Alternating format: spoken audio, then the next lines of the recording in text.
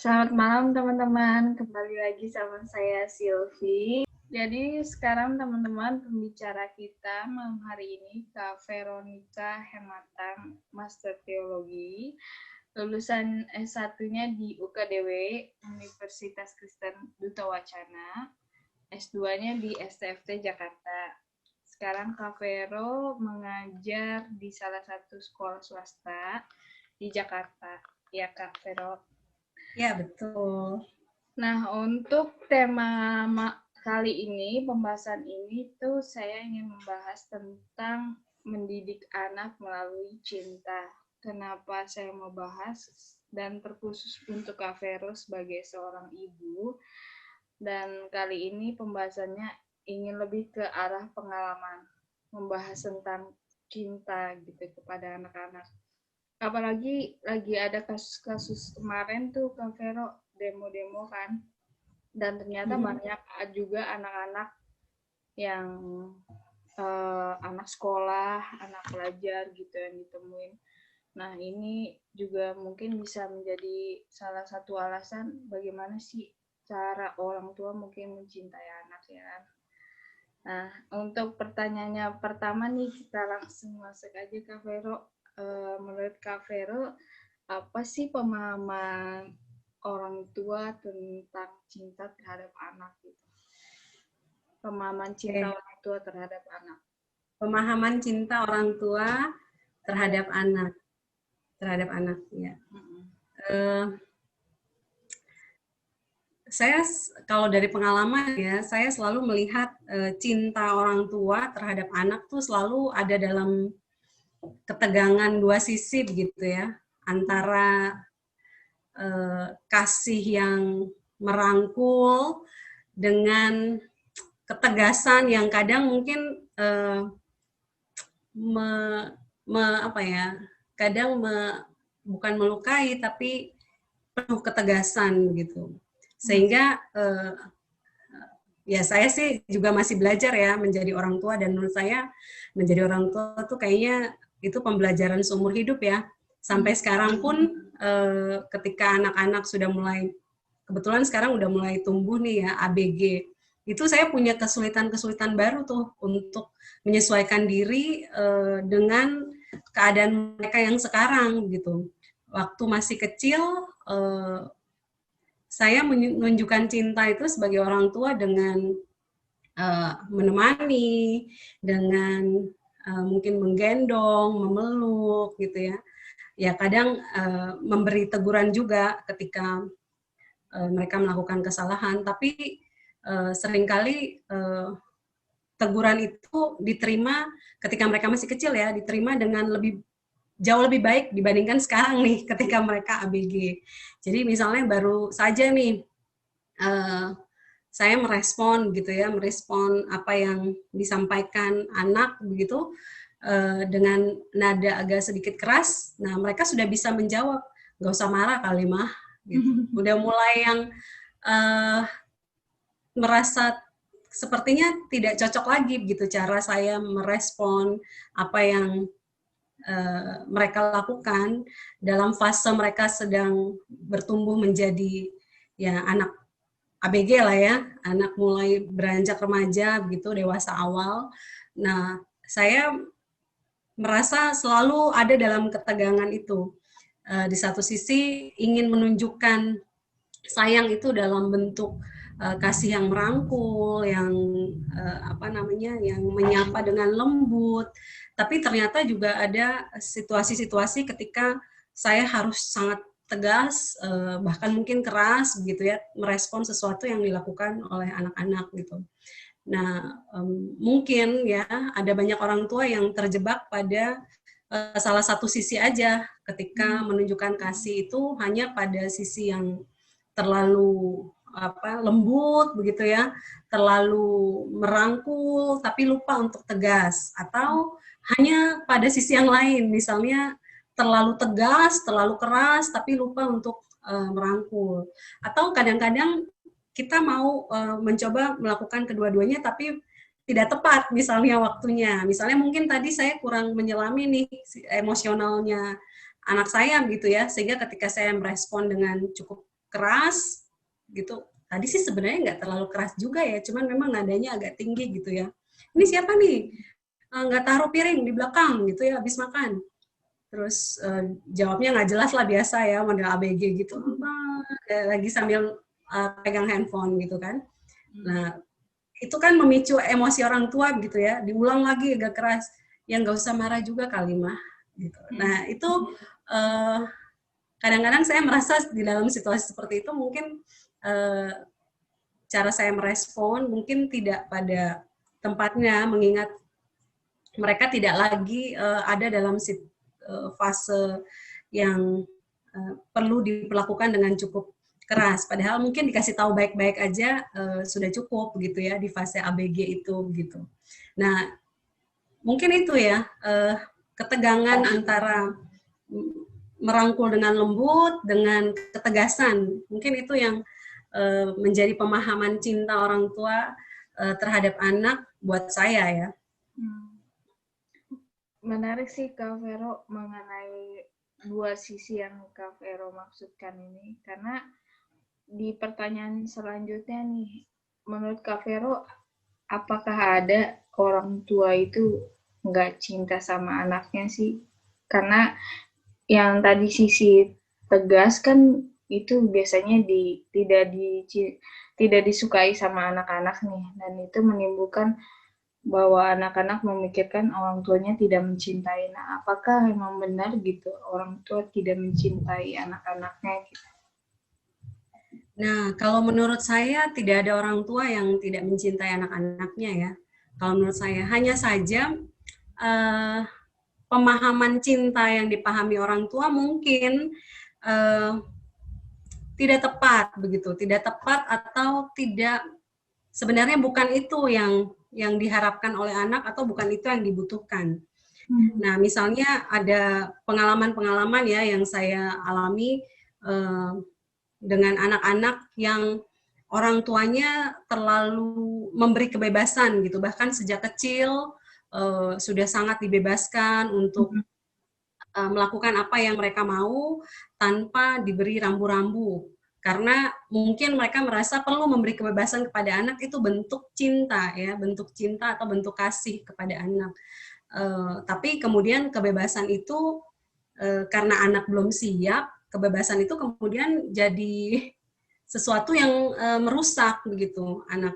Jadi saya pernah punya pengalaman dengan orang tua yang ya dia cukup sibuk gitu ya di luar rumah, lalu anaknya itu sering main, bahkan di jalan saya kadang pulang sudah malam ketemu gitu ya, kok masih di jalan, anak ini masih SD pada waktu itu. Nah, orang tuanya sibuk, lalu merasa ya anaknya perlu juga lah mencari hiburan main gitu ya di luar. Nah, itu terbawa tuh sampai besar, anaknya sudah punya kebiasaan bahwa saya keluar sampai malam pun nggak apa-apa gitu ya. Nah, ketika terjadi masalah, misalnya pada waktu itu dia mulai kenal dengan narkoba, pergaulan yang buruk, dan orang tua mulai baru menyadari, oh kayaknya kita harus jaga nih, keep. Nah, pada saat itu sudah terlambat. Terlambat kenapa? Karena aturan itu tidak pernah ditetapkan dari awal, sehingga anak merasa, loh dari dulu aku oke-oke aja kok, nggak pernah dilarang, kenapa sekarang mama papa larang gitu. Dan sudah mungkin bukan terlambat juga ya, tapi cukup berat lah prosesnya untuk bisa membuat anak itu kembali ada di dalam perlindungan orang tuanya gitu. Nah, jadi kadang-kadang bentuk cinta yang kurang tepat ya, yang diberikan oleh orang tua kepada anak, yang mungkin akhirnya bisa menjerumuskan anak-anak justru pada hal-hal yang kurang baik. Orang tua sih sayang, cinta, tapi orang tua mungkin perlu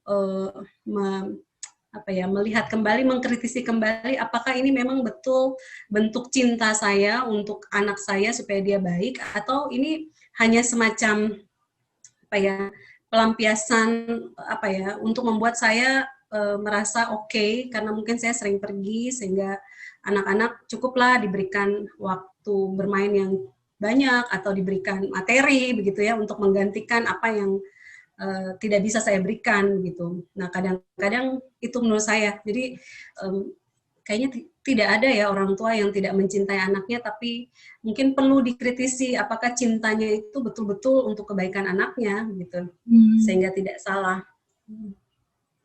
Berat juga ya jadi orang tua, Kak Vero. Sekarang nih kayaknya saya lagi merasa ini fase yang cukup berat dan sedang menyelami bagaimana ya caranya berbicara, berkomunikasi dengan remaja tuh, itu proses yang masih terus dipelajari nih sampai sekarang. Umur berapa Kak Vero? Kelas 7 dan kelas 9 ya. Hampir SMA yang si kakak.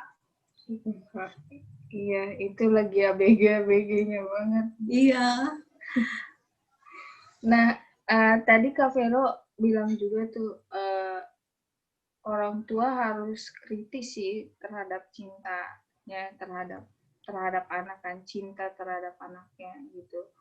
Nah, menurut Kak Vero, apa sih kayak caranya gitu supaya kita benar-benar bisa tahu kayak emosionalnya anak atau pas dia sedang kayak gimana, karena kan kita juga sebagai orang tua pasti punya emosional sendiri juga kan Kak Vero. Jadi supaya ini tuh nggak berdampak gitu sama anak, supaya nggak terjadi seperti mereka lebih terpengaruh dengan dunia lingkungan luar gitu. Kalau menurut saya sih langkah paling pertama dan mungkin paling penting adalah menyediakan cukup waktu ya untuk berada bersama-sama dengan anak gitu, dan mencoba untuk mendengar dari sisi mereka begitu, apa yang sebenarnya mereka rasakan, apa yang mereka alami gitu. Karena kadang-kadang orang tua ya saya sendiri juga kadang-kadang ya di tengah kesibukan lupa begitu untuk menyediakan cukup waktu untuk hanya mendengar. Bahkan kalau kita ketemu kadang-kadang kita lebih sering pengen menasehati gitu ya, apalagi kalau ada masalah yang terjadi, orang tua tuh cenderung pengen kasih tahu aja gitu tanpa melihat sebenarnya masalahnya apa sih, sebenarnya yang dia rasakan tuh apa begitu. Nah, quality time untuk bisa mengenali apa yang menjadi kebutuhan anak, apa yang menjadi perasaannya mereka, itu akan menjadi jalan masuk untuk bisa merespon apa yang menjadi kebutuhan mereka, apa yang menjadi masalah mereka, gitu. Sehingga cinta itu yang kita tunjukkan betul-betul memang tepat sasaran dalam arti memang sesuai kebutuhan mereka dan mengarahkan mereka pada track yang baik begitu dalam kehidupan mereka. Mungkin itu menurut saya. Ya sih, mendengarkan dan itu penting. Nanya apa yang dia mau gitu ya. Nah itu memang susah ya kalau menurut saya, skill yang cukup berat.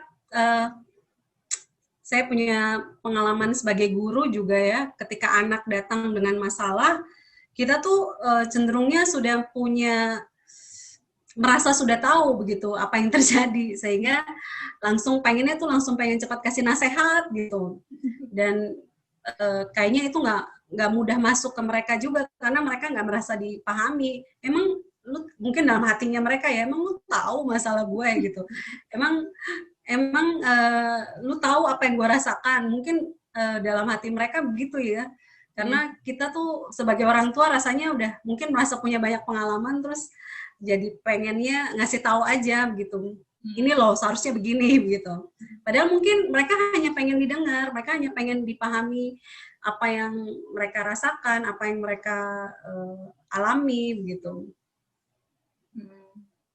Ya mungkin itu.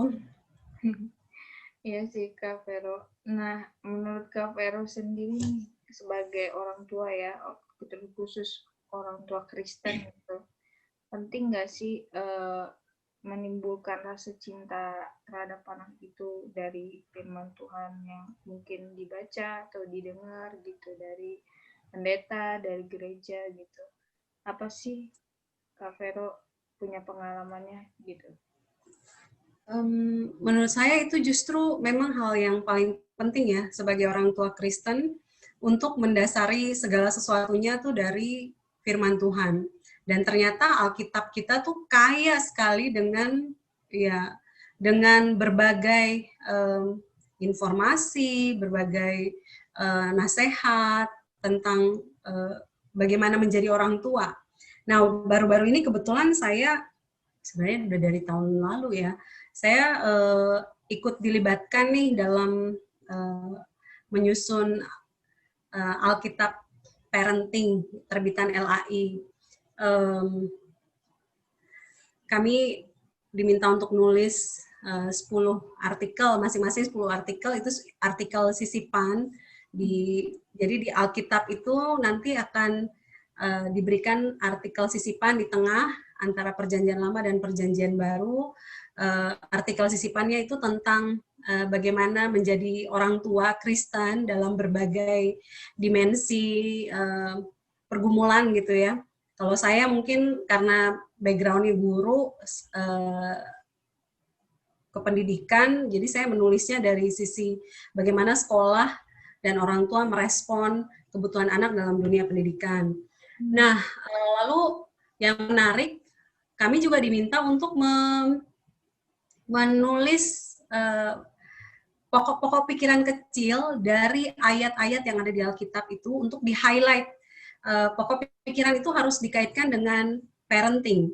Jadi Alkitab ini diharapkan nanti akan menolong orang tua untuk melihat Alkitab dalam kacamata parenting.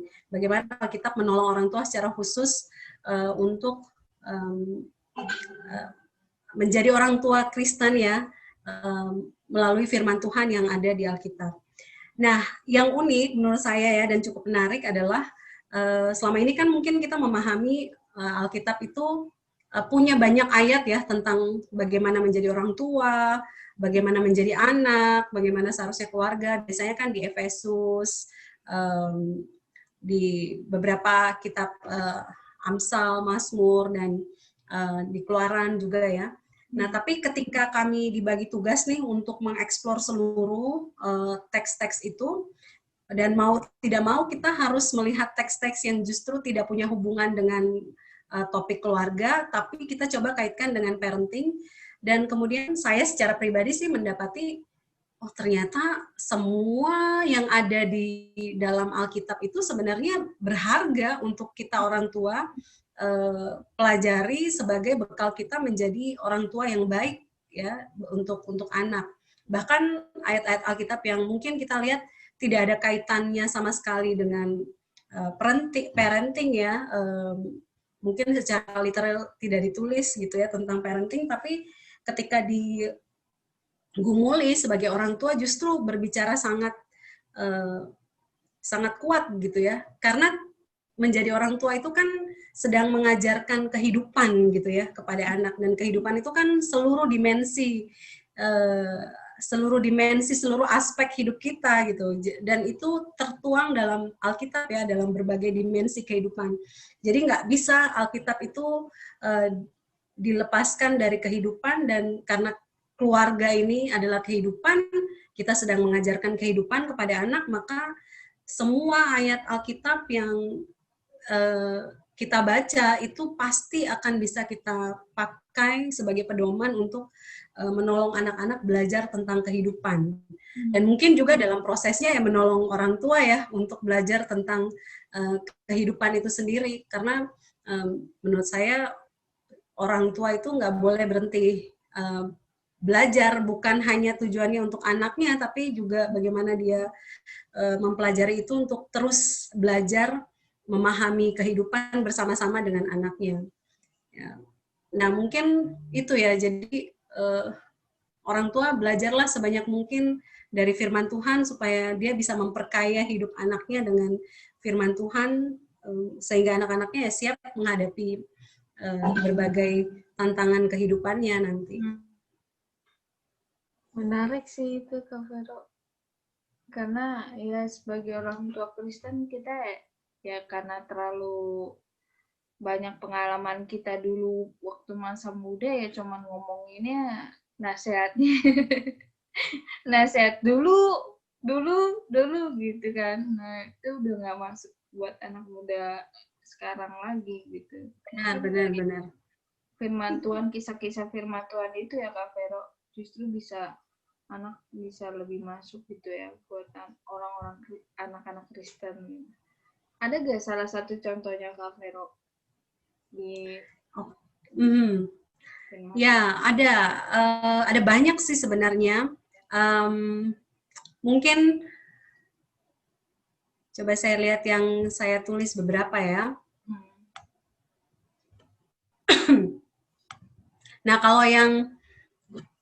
kalau yang cukup familiar dan literally bicara tentang bagaimana relasi orang tua dengan anak, misalnya Kolose 3 ayat 21 gitu ya, itu kan bicara tentang, hai bapak-bapak, janganlah sakiti hati anakmu, supaya jangan tawar hatinya. Nah, itu secara literally kita pasti bisa langsung melihat begitu ya maknanya berkaitan dengan parenting ya, bagaimana menjadi orang tua yang baik bagi anak-anaknya. Tapi ada ayat-ayat lain yang mungkin tidak secara khusus berbicara tentang parenting ya, bagaimana menjadi orang tua, tapi kita bisa pakai itu juga dalam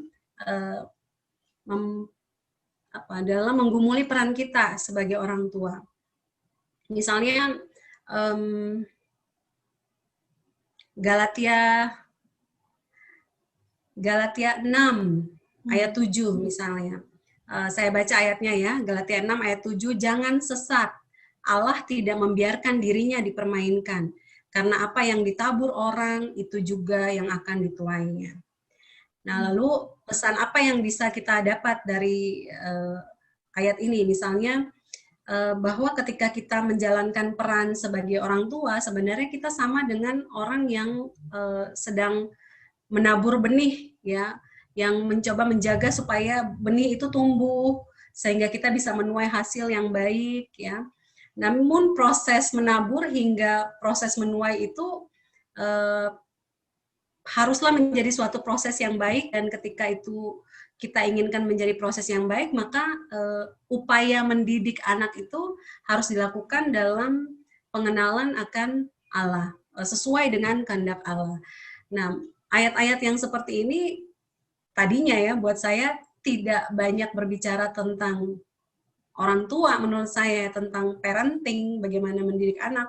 Tapi ketika kita membaca itu dengan kacamata parenting, kacamata sebagai orang tua, ternyata ayat-ayat Alkitab itu memang bicara banyak buat kita. Karena yang tadi saya bilang itu,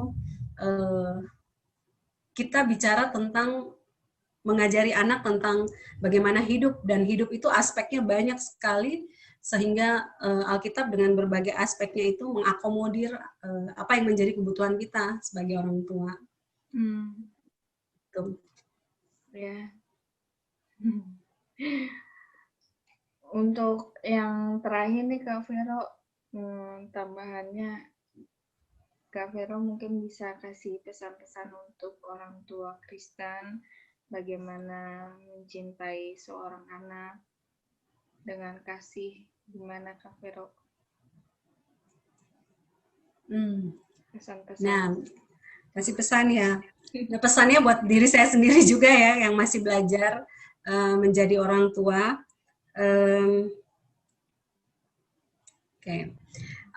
Menurut saya sih kembali lagi pada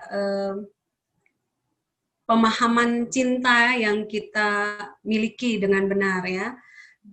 Seperti Allah mencintai kita, Allah mencintai kita dengan kasih-Nya yang luar biasa, yang kadang-kadang merangkul kita dengan lembut, namun juga kadang-kadang memberikan teguran ketika kita melakukan kesalahan, dan kadang teguran itu keras gitu ya. Tapi itu dimaknai sebagai cinta oleh kita ya. Nah, harapan saya buat semua orang tua mungkin kita perlu mengenalkan itu pada anak-anak kita, ya. Ketika kita mencintai mereka bukan hanya dalam sapaan lembut yang merangkul, yang memeluk, tapi cinta itu juga kita berikan dalam bentuk teguran yang membimbing mereka ke arah yang benar, sehingga orang tua